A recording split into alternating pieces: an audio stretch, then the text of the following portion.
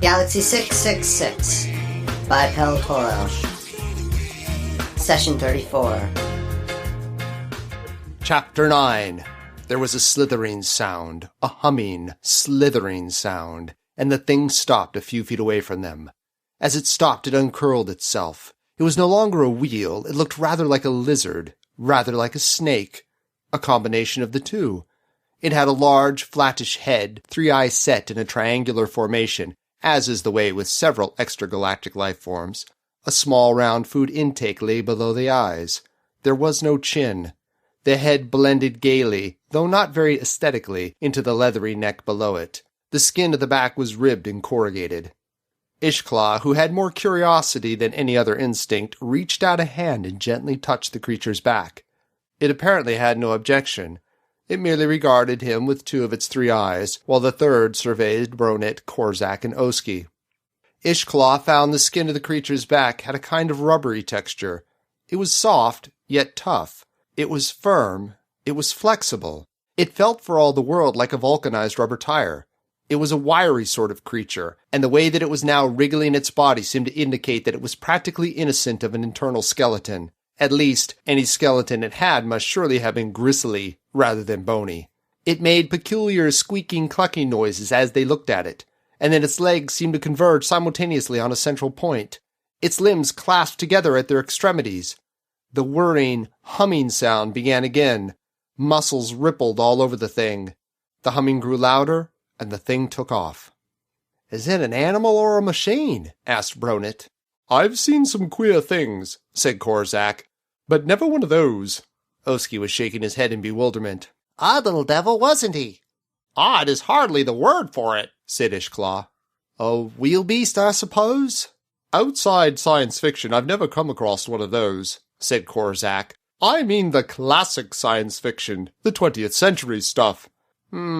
Said Oski as he watched the wheel beast departing. He said again. "Well," said Ishklaw. "I don't know whether it is well," said Bronit. "It may be far from well. What if there's something else on this planet?" "My grandfather said it was inhabited," said Korzak. "He said there was life here anyway." Did he mention one of those wheel beasts? asked Oski. "No, and I think he would have. They are so very unusual, even in a universe of unusual things."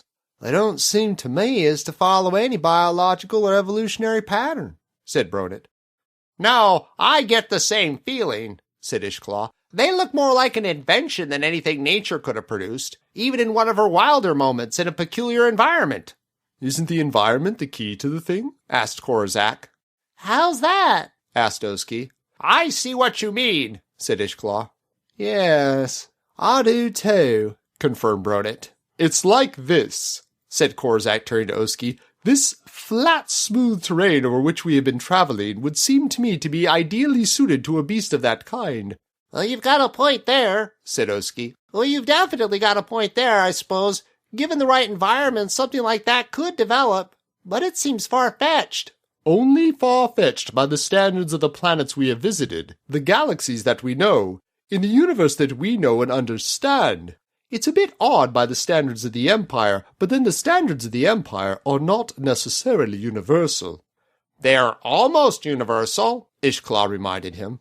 "Almost is not the whole thing, though," said Bronit. "A Galaxy 666 is a piece of punctuation that brings the Empire's prose to a rather savage halt." "Yes, a good analogy," agreed Korzak. "A very good analogy." A very good analogy, said Oski. "Well, when we finish congratulating ourselves upon the beauty of our analogies," cut in Ishklaw, "I suggest we try to find some explanation for this problem." He pointed. "What problem now?" said Bronit. "Haven't we got enough?" There was a flash in the sky. "Apparently," said Korzak, "we have not got enough. Behold, the what's-it-cometh," he grinned. Oski laughed. "That phrase amuses me," said Oski. "It amuses Korzak, too," commented Ishklaw. Bronit said nothing. He was staring up at the flash in the sky. "If I didn't know better," said Korzak, "I would suggest that there was a ship coming into land." "If I didn't know better, I'd agree with you," said Oski. This is more than coincidence, muttered Ishklaw. Much more than coincidence. A whole lot more than coincidence, agreed Bronit. What is a ship doing here? Argued Korzak. Oski had become very philosophical and had adopted the attitude of if things will happen, let 'em. It's not one of ours, he said without much interest. Non-Empire, said Ishklaw. Definitely non-Empire, echoed Korzak. Curiouser and curiouser, quoted Korzak. Oski looked resignedly at the descending ship. Well, she's making a darn sight better job of landing than we did, commented Ishklaw. Flattery will get you absolutely nowhere, grunted Bronit, but he grinned as he grunted. Korzak was staring at the ship. He's landing as if he knew his way around. He's landing as if he'd been here before. He's landing as though he knew what to do. He's not coming down blind like we were. He's an old hand at this game. Do you think it's real? Asked Oski. Or is it just another of the peculiar phantasms that are thrown up by this planet? Now that's an idea, said Ishklaw. Do you think that's the solution? What? Asked Bronit. Phantasms? Depends on what you mean by phantasms, said Korzak. Ah, said Oski rather enigmatically. And what is that cryptic utterance supposed to convey to us? Asked Ishklaw. Oski was looking at the ship. How do we know that thing is real? He demanded. It might be a vision, a dream, a nightmare, a phantom. Perhaps we're seeing a ghost ship. It's a mirage, a shadow, a vapor.